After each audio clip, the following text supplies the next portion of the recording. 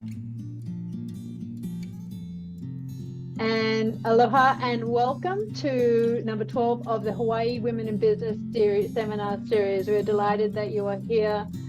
We've had a little bit of a break, but we felt it was time to get together and bring a very important topic to you, which is adaptive capacity and how that pertains to you and your business. Before we go to that and to our guest speaker for the day, just want to remind you, if this is you have been to ones before, you can rename yourself. You go into the participants and go next to your name and just make sure it's your name. Sometimes you use different computers, and your organization. Let us know where you're from. We do ask that you remain muted. We have you muted already, unless we call you to speak. Or we make this webinar interactive, and there'll be opportunities to speak. And there will be opportunities at the end for you to ask questions, and you can do that via the chat, or you can put up your hand. There's a electronic way of doing that, but we'll make sure we get to your questions at the very end. And yes, this webcast is being recorded so that it will be available usually within 24 hours, and we'll let you know about that for you. So I'd love to introduce the President and CEO of Maui Economic Development Board, Leslie Wilkins, so that you to share a few more introductions.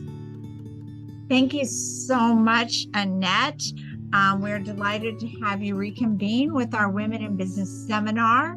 Annette is our Director of Communications and coordinates these, so thank you for your efforts. We open this up to all genders, but the reason it highlights women in business is because in Hawaii, women own 40% of the businesses. However, most of them are with annual revenues of under $50,000. So we know that one sure way to strengthen the economy and build opportunities is to give our women business owners the tools to expand their businesses, to be job creators and hire people.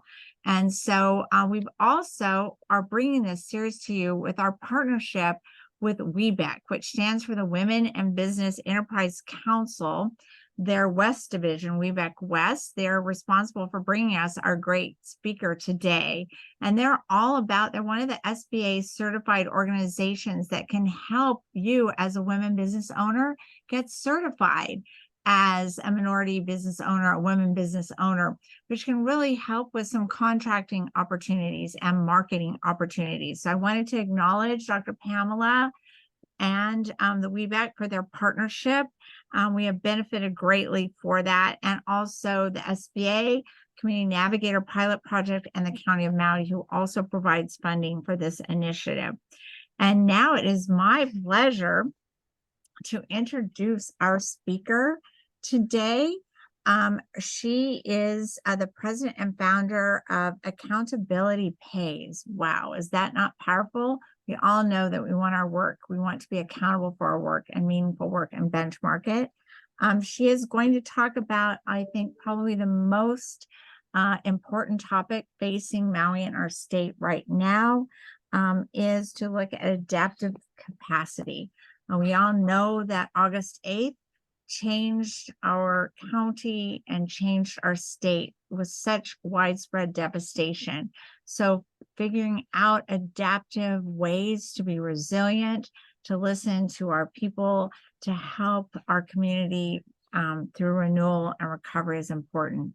So Pamela Stambaugh is extraordinarily talented to give us insightful messaging today. And so, Pamela, thank you so much for joining us. We appreciate it. And we look forward to hearing your messaging. Thank you. Well, thank you so much. Really, really wonderful to be here. Thank you, Dr. Pamela, for the opportunity to make this presentation to this lovely audience of people who have dealt with so much.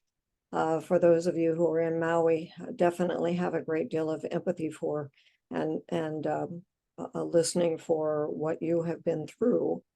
I'm going to go ahead and shift over here to my PowerPoint.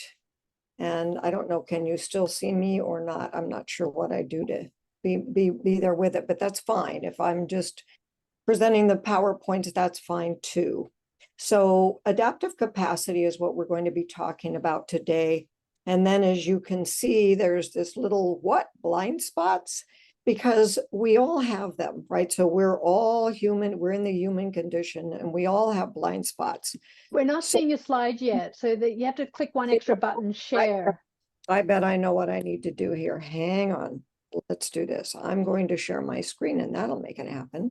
How about that? All right. So now you can see it. Yes? Perfect. All right, great. And then if you have any questions, please raise your electronic hand. I have a lot to share with you today. This is just a little bit about me that you can find on my website if you were interested in more.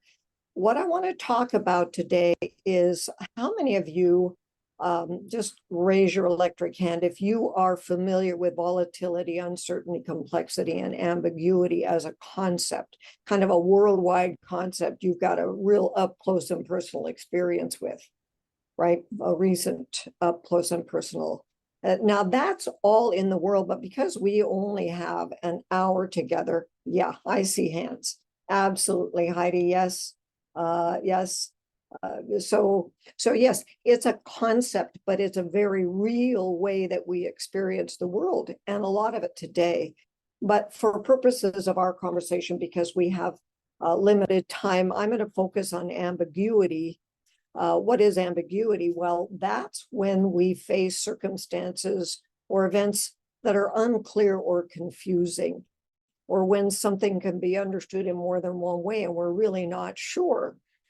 So I'm going to talk a little bit about that, and in the context of adaptive capacity. Now, what is adaptive capacity? Well, that is the ability to adapt quickly and appropriately.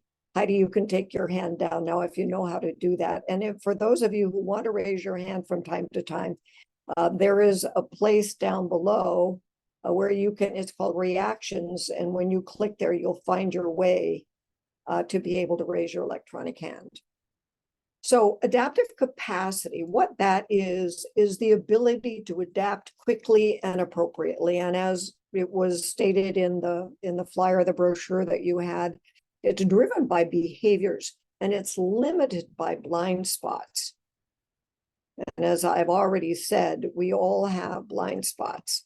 We're in the human condition. So let's go through some terminology here that would be useful for you going forward as we talk about these things. Because as I said, I've got a lot to say here. We've talked about ambiguity, which is when circumstances or events are unclear or confusing. We've defined adaptive capacity, the ability to adapt quickly and appropriately, whether you're managing people or whether you're part of a team and an individual contributor. Adaptive capacity is useful. And then a paradox, I'm going to be describing a paradox, is a both and with tension. I don't know if you can see my hands, but I am pulling one hand with the other hand to say it's tension. That really describes what is a paradox between two seemingly opposite statements or truths. And they're where blind spots can hide. And we'll talk about one particular paradox that has a lot to do with adaptive capacity. So now, then internal forces, well, that's the drama or the story or the interpretation of circumstances going on in your own head when things happen, right? What you do with what happens is in here, or sometimes it even includes conflicts between the head and the heart.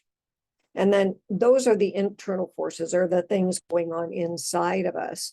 And then there are also external forces at play that aren't within your personal control. And we can look at August and point right to one.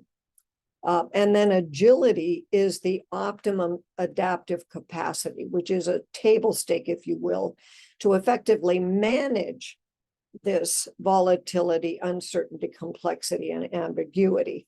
Those are that's a way of dealing with circumstances.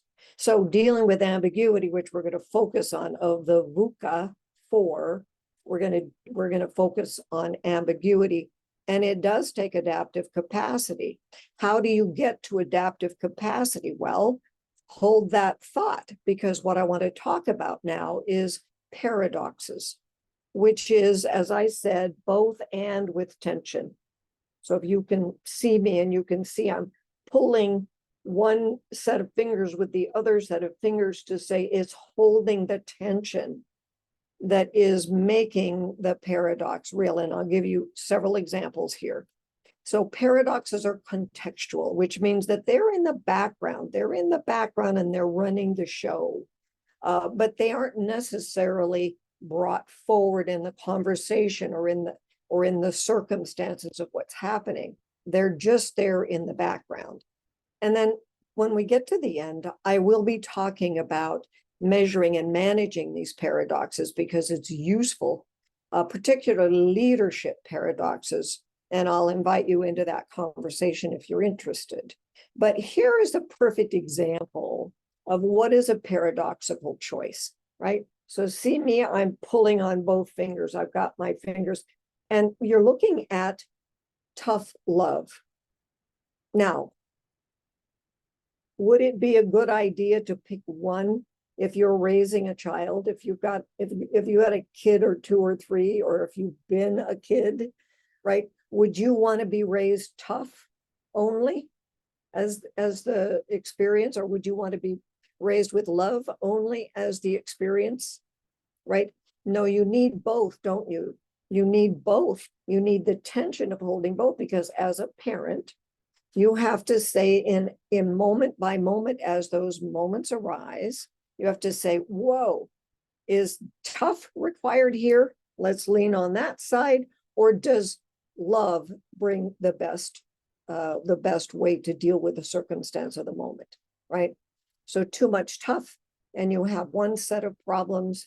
You have a child who doesn't know that they're lovable, and so they might come into adulthood dealing with self-esteem issues. And on the other side, if you love but you don't have some toughness, then you don't get the expression or the experience of boundaries, and you don't socialize into the environment that you were born into as easily. So do you see where the tension between those two needs to be held in order to be able to hold the both and of that paradoxical choice, right? So would it be wise to choose one when you're raising a child and not both? Well, that's a no, right? No, it wouldn't be a good idea to just have tough or just have love.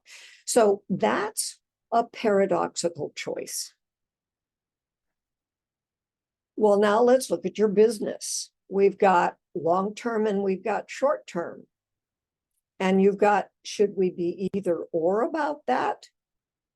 Or should we be both and about that? Because both and is making the paradoxical choice of holding the tension between, right, the camera lens hones in on something for the micro look of today, and then you back up to get the bigger view of the environment. So you have to go back and forth between that long-term lens and that short-term lens. No, looking at business decisions, would it be wise to choose one and not both? Well, of course not. Yes, of course not. So now, what about making either or choices? Where are either or choices useful? Because we can't just have both and choices. So in this case, we're talking about, shall I look good or shall I be comfortable? Right? Now, another place, because you're not going to wear both pairs of shoes. And another place where either or is helpful is selecting a spouse. Be a good idea to have either or, not both and. Right? Not a good place to go. So the point here, though, is that when you look at how you make decisions, either or thinking in the business environment can lead to right, wrong, good, bad choices.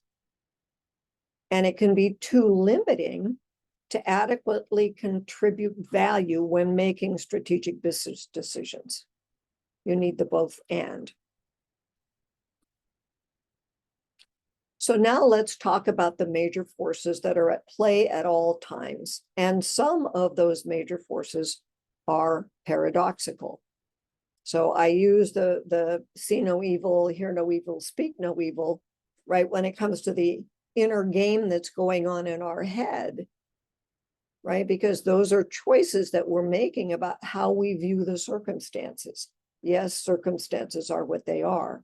And then you have some responsibility as a leader, for example, to manage what you do with those circumstances. You can exacerbate an external situation without thinking or without realizing it when the noise in your head that might be a turbulence in you is imparted into your team. So an example of some of the internal forces that we have to be responsible for is how you form and hold opinions. Now, I'm showing you a version that's the paradoxical relationship between two traits. There's certain, which is the tendency to feel confident in your own opinions. And that's on the vertical axis here. And that is we could call it the action trait or the dynamic trait. I'm certain of my opinions, the tendency to feel confident in my own opinions. And if you have enough of that, then that's useful as a leader because you provide clarity when you're certain. And without certainty, if you're uncertain, that can be confusing for people. And then on the horizontal axis is open and reflective, which is the tendency to reflect on many different viewpoints. And that's the support trait, or you could say the gentle trait. So what we're looking at here is a paradoxical terrain of what's called insightful curiosity, which is how you form and hold opinions. And what you see here is this big, looks like a halo around the intersection of the 6.8 on certain and the 8.2 on open and reflective, because truth exploring is that space of holding the tension between certain and open and reflective, right? So I'm going to dive into this quite a bit and then ask you something when we get done with this little deep dive here, because how you form and hold opinions is a really big deal when it comes to adaptive capacity. Okay. So the both and of certain and open and reflective is truth exploring.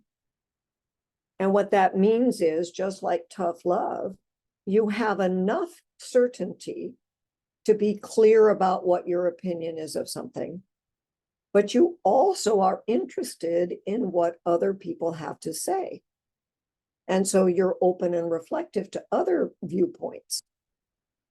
And that is the both and of the truth exploring. That big halo is the typical behavioral range you might expect with a 6.8 on certainty and an 8.2 on open and reflective.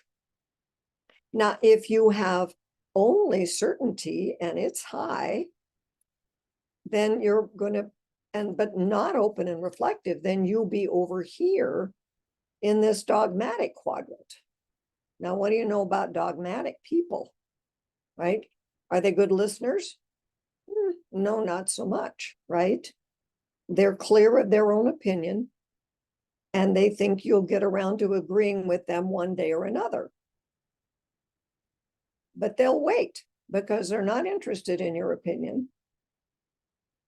And that's a door rather than that's closed rather than one that's open.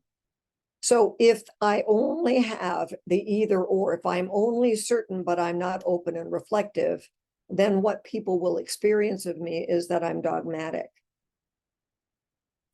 And then on the other side of that, on the either or side of the open and reflective, if I'm only really interested in you, but I don't have strong opinions. I don't feel confident in my own opinions, then I'm going to come across as inconclusive, right?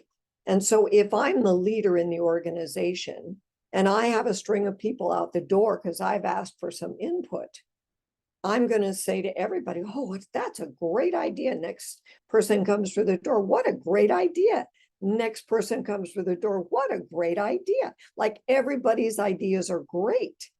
And those people walk away from that conversation with you feeling like, oh, my way, they're going to take my suggestion. Here we go. And they might even begin to take actions as if you said, that's what we're going to do, because they're listening for what they want to hear, which is great idea. And they'll fill in, let's go. All right. So now the either or is not beneficial, because if you don't have enough certainty to balance the open and reflective, then you won't provide the clarity of, I'll let you know when the decision is made. I'll take it all into consideration. Thank you for sharing. I'll be back to you on Tuesday. Right? That's missing when all you have is open and reflective. Good idea. Come on in. Tell me more. So what happens with human beings is that we either demonize or trivialize the people who are the opposite of us. If we're imbalanced and we're looking at somebody else who's imbalanced, we have an opinion about that, right? So if I'm inconclusive and you're dogmatic, I'm never going to have a conversation with you because you just don't care, right? We make stuff up. And if I'm dogmatic and I'm talking to you and you're inconclusive, well, wishy-washy. Yeah. I'm never going to listen to you anyway, because you don't have, you're just not clear. Hey, can you see this coming down? Now you might be thinking right now, because it will be useful. Who do you know? Is it you or someone else who is imbalanced in one direction or the other, and not in that both and truth exploring place? So how might we characterize those either or choices? We've got that competition going on between I'm right, dogmatic, and I wish I knew, but I don't. So keep talking, because I'd rather listen to you than have an opinion. And either of those, whether you're imbalanced on the gentle side of inconclusive, or whether you're imbalanced on the dogmatic side of I'm already right and I know I'm right, and good luck trying to convince me otherwise. So people stop trying to convince me otherwise, right? Now, those are called blind spots. And that's why when we look at adaptive capacity, we have to look and say, oh, do I have blind spots? Well, of course you do. You're a human being. We all have blind spots. We could call it our dark side or our evil twin, right? I can tell a story on myself. I was in a development course one time, and I had the course leader. I was in probably a room of 100 people, and it was day 3 of a 4-day program. And the leader said to me, "You're a dominating, bossy bitch." BBB. Sorry about that word, but that's what she said.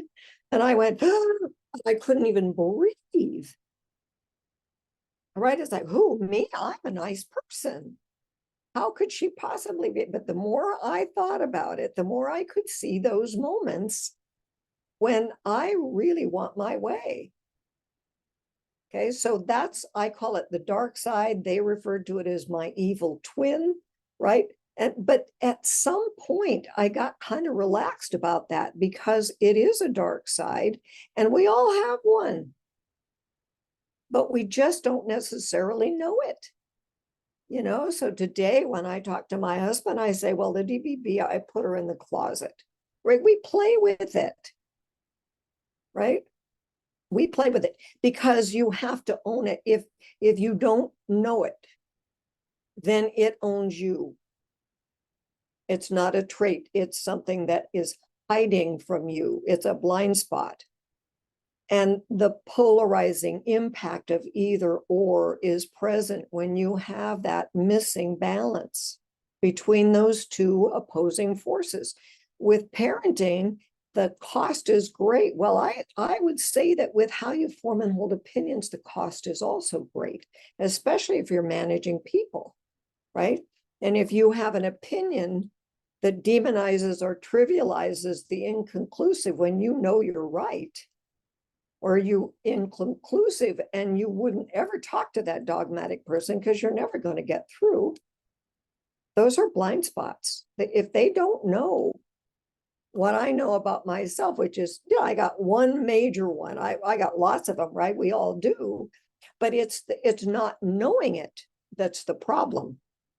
All right, so let's go play with this just a little bit here. I've simplified it down, and the hard question I'm going to ask you, but you don't have to be public in your response. You just need to think about it here, is what is your typical state when it comes to how you frame and hold opinions?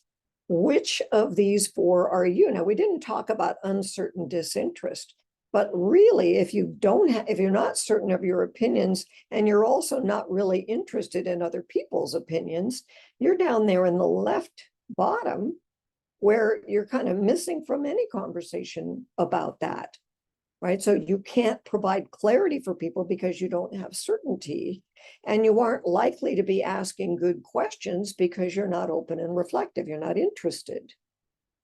So which of those four quadrants are you? Right now, I'm not expecting you to know this because really it's a blind spot. It could be a blind spot, or you could be self-aware and go, oh yeah, yeah, but here's the way you figure that out. I'm going to assume you have a team of people. Ask your team. Think about the feedback you've received that you may have discounted. Oh no, not me. Just like I discounted the feedback from that leader that one day. It was like, it took my breath away. I had never thought of myself that way. I thought it was this nice, this nicey person, but no, I could see that behavior when it shows up. Okay, so you may have gotten some feedback along the way that you may have discounted. So the clues on the left side of this, the dogmatic side, that top left high action dynamic trait of dogmatic, because you don't have enough open and reflective. If your team avoids you, doesn't argue with you, they're passive or passively aggressive, you could likely be acknowledging that you may have a little dogmatic in you, right? Now, on the other side of that, if you're on the inconclusive side, if you think every idea that a team member brings up is a great idea and they go ahead and try to implement as if you agreed with them, then you're probably inconclusive. They know it, but you don't. Okay? So that's an example of a paradoxical imbalance. Now, let's just be a little kinder to ourselves and just assume it's not you who's the dogmatic person in your life, but you probably have one. Who have you been thinking about as I've been talking about dogmatic, right? Has there been somebody that came to mind for you? I have siblings who are dogmatic. Yeah, I got two of them. And, there's just no way I'm ever going to bring something up when I know what their opinion is, because they're not going to listen. All I do is alienate myself from the relationship. But here's the question. How could you ask? How might you pivot from I'm right to curiosity? Tell me more. Could you hold your opinions lightly and be open and reflective of others' opinions without being vague or inconclusive? I mean, that's a possible dialogue to bring that dogmatic person back into a conversation where you're not hitting force with force, right? You're inquiring. So just a thought, right? But we all know somebody who's dogmatic. And as I was going through that, I have had, so paradoxes is a big part of what I assess and talk about. And this is the one, when I'm going to talk about adaptive capacity, that I'm definitely going to use as an example, okay? So based on the distinction between both and either or, I want to introduce someone I have a great deal of respect for, whose name is Paul Polman. And if you know him or of him, he was the CEO for Unilever for 10 years. And when we get to the end of this section, I'll tell you more about him.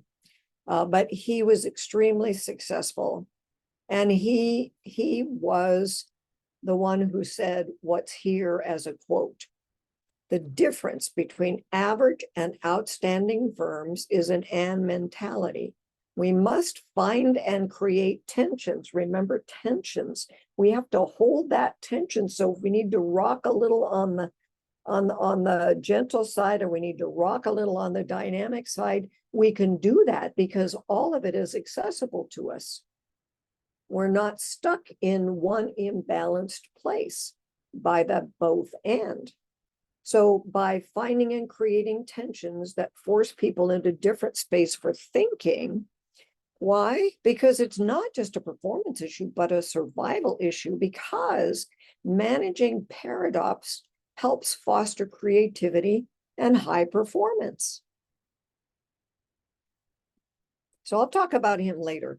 But the other thing to be aware of is that those blind spots, the impacts of those blind spots. Remember when I said, hey, if you're dogmatic, or if somebody you know is dogmatic, are you going to go inviting conversations with them about something they care deeply about? No, it's unsafe. But when you had stress, any of those blind spot impacts are exacerbated.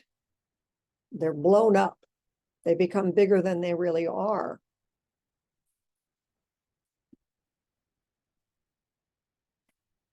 So those are the internal forces that we've been talking about. Now, external forces are things that a person cannot directly control. And in your business, you look at natural disasters, August 2023, you look at economic downturns, you look at the death of a key employee, you look at political disharmony. Any one or many others could call us into a frenzy, right? Here's a guy who's feeling hammered by things that are outside of his direct control. And I want to hearken back to the year when in 2007, at the time, James Manyika was the chairman and director of the McKinsey Global Institute and senior partner of the Bay Area, California, McKinsey, leading research on global economic and technology trends. And today he's a senior VP, or at least last time I checked, which was this year, he's a senior VP of Google Alphabet. Now, Thomas Friedman is an American political commentator and author and a 3-time Pulitzer Prize winner. He's written a number of books. I've read The World is Flat. I have not read Lexus and the Olive Tree or Thank You for Being Late, but they're on my reading list because he's a good thinker. And the dialogue between them in this video interview was quite scintillating. And the name of it was The World's Gone from Flat to Fast to Deep. Now, that was 16 years ago that they had this conversation. And I know 2007 really well because in San Diego, we had a fire which kept a number of my wedding party from coming to San Diego. And that was the year I got married to my third husband, just saying. But in any event, that was a big year for me. And then when I found this, I thought, well, that's 16 years ago. But nonetheless, it's really relevant to what we're talking about today, which is adaptive capacity. So what they said in this is some changes are friendly and some are harder pills to swallow. So Thomas Friedman said in this context, in 2007, complexity became fast, virtually free, easy for you, and invisible. It was a leap from flat that kicked off the iPhone, the cloud, the big data, and the beginnings of artificial intelligence. So those technologies abstract complexity away. You can get the taxi, pay the taxi, rate the taxi, and the taxi driver can rate you, or in this case, the Uber or the Lyft or whatever you're using, right? But what he said was, we're now in the middle of flat to fast to deep, all with no touch. Hey, Siri, right? So I'm just reminding you of that period of time in 2007.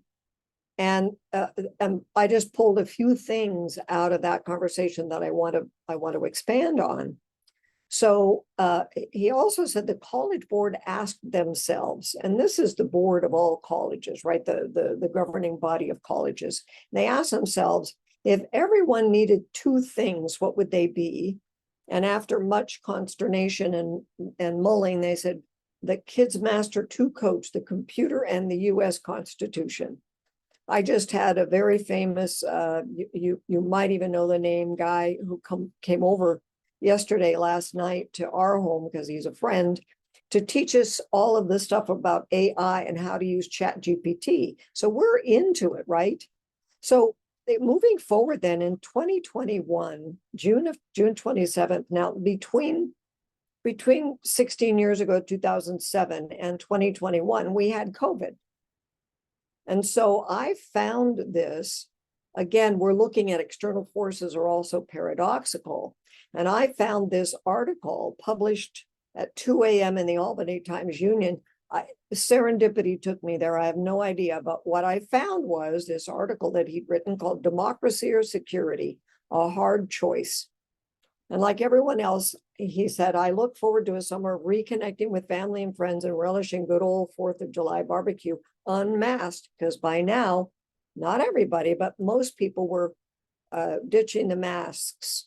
But I will be doing so with a pit in my stomach, because just below the surface calm in America, volcanic forces are gathering that could blow the lid off of our democracy. And then he said, and I italicize this because I'm going to carry it over to my next slide, we are living in a fool's paradise. Enjoy it while it lasts. All right. So here, I think of this when I think about what he said. I suppose I'll be the one to mention the elephant in the room, right? And this is the guy here saying, it is an elephant in the room. That's how it was treated. Now I'm going to go someplace that angels fear to tread, but I'm not fearful of this, because my point is holding the tension between the both and, right? And that if you can do that, you'll have adaptive capacity that we aren't seeing a great deal of right now. So let me just explain. On the vertical axis are the conservative views, and on the liberal axis, and the liberal views are on the horizontal axis. And actually, I had it the other way around, and somebody said to me, well, I think you should reverse that. I think the dynamic trait, the action trait, the go trait is the conservative views, and the liberal views is the gentle. I'm like, okay, I get it. I'll switch them. So I did. But here's the thing. Remember, we're talking about paradoxes. So what happened here is that we suddenly find ourselves in extremes in these places. Yeah. So we've already looked at a paradox. We know the both and area is up here in the far right, not up here and not down there. We already know that those are blind spots. We know what happens. So the both and is when people can come together and have a conversation that's reasonable, where voices aren't lifted and where we can actually dialogue with reality. But here's the thing. Original quote from Gospel of St. Mark, borrowed by Abraham Lincoln, which is, if a house is divided against itself, that house cannot stand. Now, I think you know where we're going here, right? the polarized opinions of right, wrong, good or bad is an example of what's happening. Demonizing or trivializing the opposite imbalanced position is what we see a lot of. Can we hold forth reasonably in these times? So there starts to be name calling, doesn't there? The extreme conservatives could be name called capitalists, and the extreme liberals could be name called socialists. When you want to get nasty, it could probably get nastier, but that's where I'm going is, okay, we see what those extremes are, but it's not this, is it? That's not moderate, it's extreme, and it's not attention anymore. It's the demonizing or trivializing that's the damage. So back in the day, when we could all read the same newspaper and saw the same news, we could have heated debates, and each of us would walk away more informed. Just in my own experience, I come from Cody, Wyoming, and Senator Al Simpson was at one time the Republican whip in the Senate, and he said, he was talking about somebody, I can't remember which somebody said, "Boy, Al, you really poked me on TV last night." And Al said, "You deserved it." And then they went to dinner. Right? It just, okay. Right? I mean, they could disagree and they could agree to disagree back in the day. But today's media isn't impartial. Indoctrination is controlling the message. So we've got no safety to speak, which creates fear and polarization, and nothing good comes out of that. Reactions and make wrong are the fodder of the day. We've got places to go, and what used to be softballs and snowballs are now rocks, right?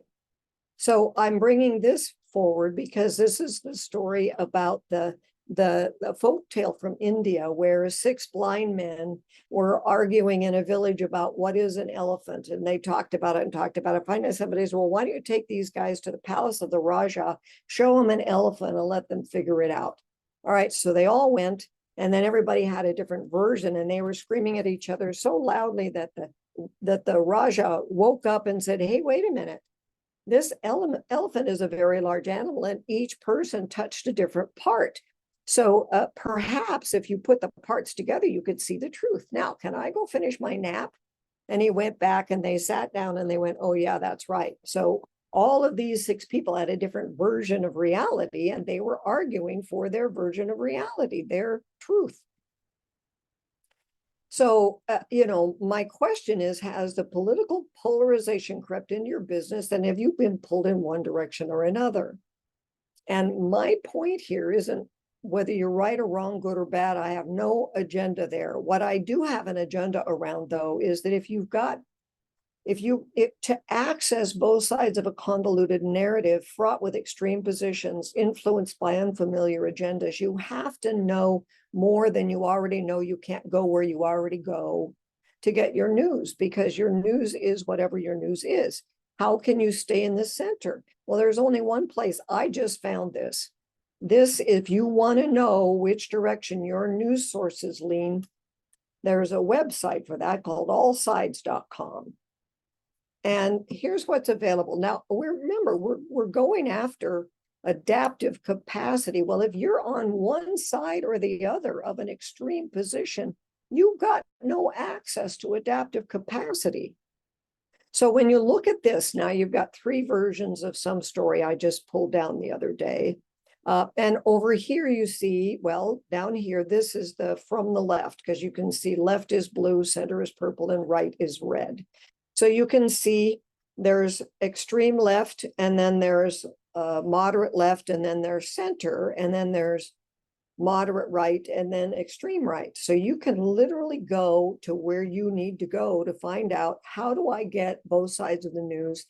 Or do I just want to stay in the center and simplify my reading, because we're a little busy these days, right? So from the center is a thing called the Hill, and then from the right would be, in this case, the Epoch Times is on the leaning right side, but not clear extreme right. So you can literally go find out where is your news, okay? And what is it like? So now let's go back to Paul Pullman. And I'm moving a little fast because I want time for questions here. Consider being a both and leader is what we said before. And remember, Paul Pullman made the point, we want in our businesses to have an and mentality and to force people into different space for thinking, not a performance issue only, but managing paradox helps foster creativity and high performance, right? So that's why, that's a big why. But let's look at Paul. What was he like? Where does he come from? So he was a CEO for 10 years, during which time the company delivered consistent top and bottom line growth ahead of its markets, delivering a total shareholder return of 290%. Would you love that? That's an unheard of ROI, right? I mean, that's like, wow. So if you were going to put him on one side or another, you might say, aha, he's a capitalist, right?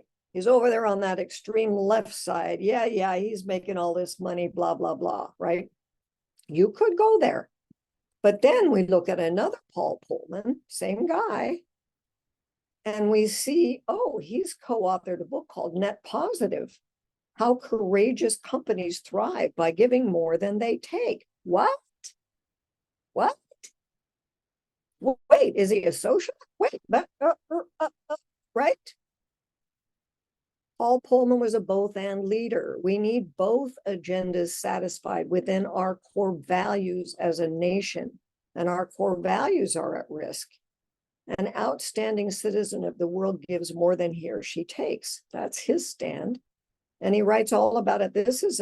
I've read this book. It's all about sustainability of the planet and how you negotiate. It's a how-to book of how you negotiate with non-government organizations and with government organizations and how you get to a place where everybody can win.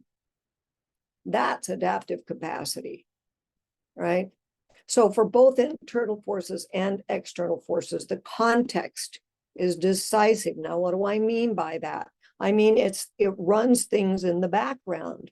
So if you were to take this on, you could see that there's no good, bad, right, wrong, or win, lose when you have a both and conversation. But right now, there's a lot of ambiguity.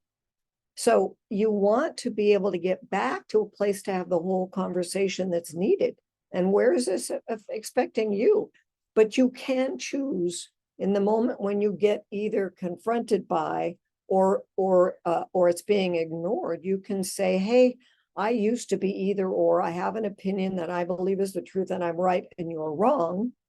Or you can say, hey, the context that I'd like to come to this conversation with is a both and context to really solve the world's problems, not just the ones that somebody on the left or somebody on the right says is important. What we need, though, is we need our America, right? So the ability to adapt quickly and appropriately is driven by behaviors, but it's limited by blind spots. And then, you know, the agility is at stake. It's no longer a nice to have. So how do you create agility in ambiguous circumstances? Well, you must reveal and heal those blind spots that can be found in paradoxes and that are out there and that can be discussed in a different level of calm voice. And agility is no longer a nice to have. You have to be ready for pretty much anything these days. Okay, so coming into the slide here, reminding you of what I think your takeaway should be. Adaptive capacity is a way of approaching ambiguity. Whether you manage people or you're being managed, and adaptive capacity is limited by our blind spots. And oh, by the way, we all have them. So you're a human being and you and I have blind spots, but are we looking for them? Are we finding out what those are? So you choosing adaptive capacity means making both and choices when either or choices limit your possible workable solutions. And I used an example where adaptive capacity is needed, and we're all probably aware and possibly involved in or at least hold an opinion about what's going on in the world. But can you talk about it?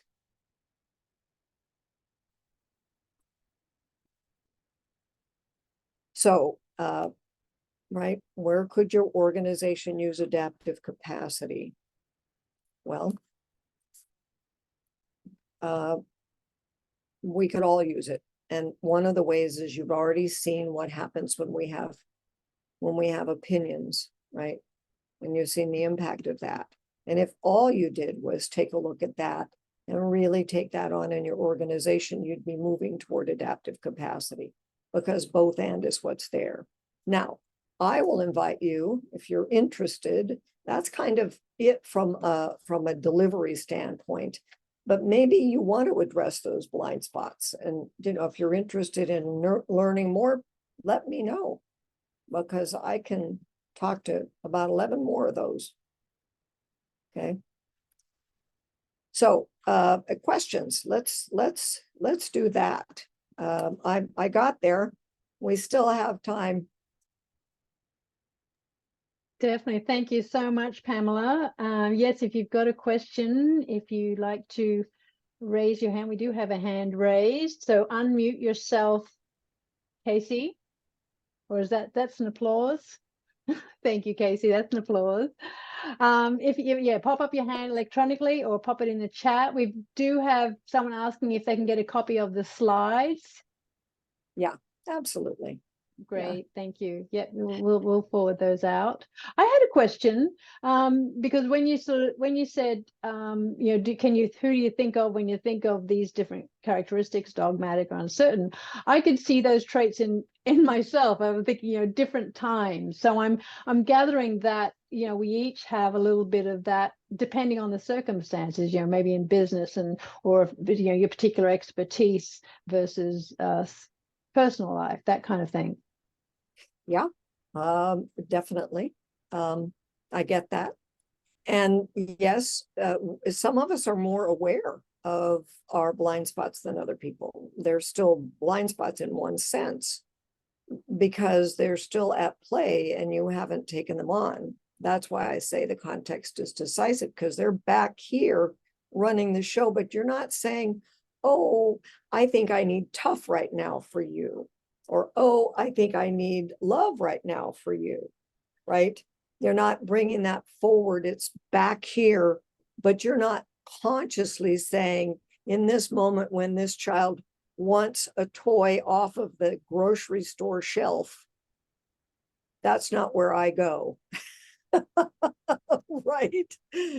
Or when an employee says, I want a raise. And you're like, what are you thinking over here? But that's not necessarily what comes out your mouth, right? You are more thoughtful, typically, in what comes out of your mouth at work than you might be at home. And I hear that often. I've probably had 3,000 conversations over the last 25 years I've been working with these paradoxes.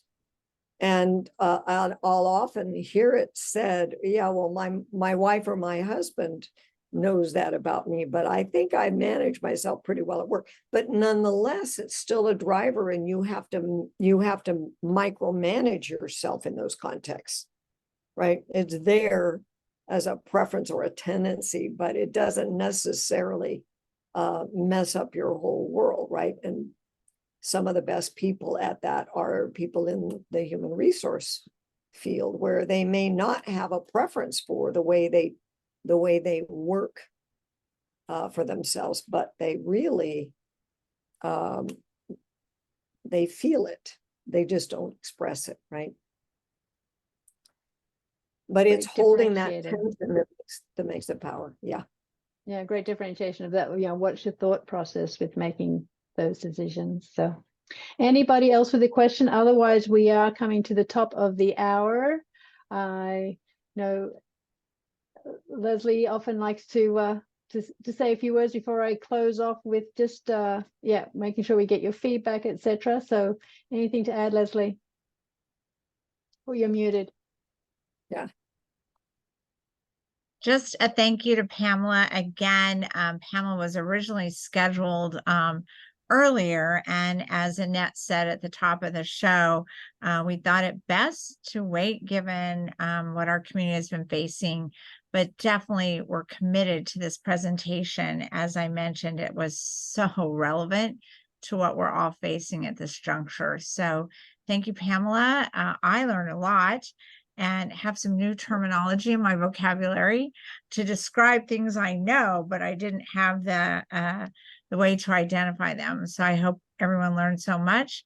Please stay tuned with us. We will continue this series into the future. We appreciate your feedback and interest so that we can select things that are topical for you. Also at this time, MEDB is helping to get out disaster relief funding to our small businesses impacted by the wildfires. So also please stay in tune to medb.org, our website, to see as those funding opportunities come up because they're so needed in this community. Thank you, Annette. Back to you. Great. Thank you. Yes, we're popping in the chat a SurveyMonkey link to give us some feedback. We've also got, there's also always the opportunity to join a cohort to get certified with Women Business Certification. We'll be following up next year with more webinars and support to help with that process. But you can always reach us with emails, info@hightechmaui. I think I'm all over the place here. A big thank you. There's the link, but it also be in the chat for easy connection. We do appreciate you telling us, what did you like? What kind of presentations do you want in the future? Let us know what is it you need so that we keep providing relevant information. And a big thank you to Webeck West, to Dr. Pamela Williamson for joining us for this call, and to Pamela Stambaugh for a wonderful presentation, very engaging, and you can see in the chat a lot of appreciation for that content. So mahalo from Maui Economic Development Board. Aloha. Thank you so much. Thank you so much, Annette. And you all are doing great work, and I appreciate what it takes today to settle what are external forces that who could have even known. So good job. Yes. Thank you so Mahalo. much. Thank you for the opportunity to make the difference. Yes. Thank you so much.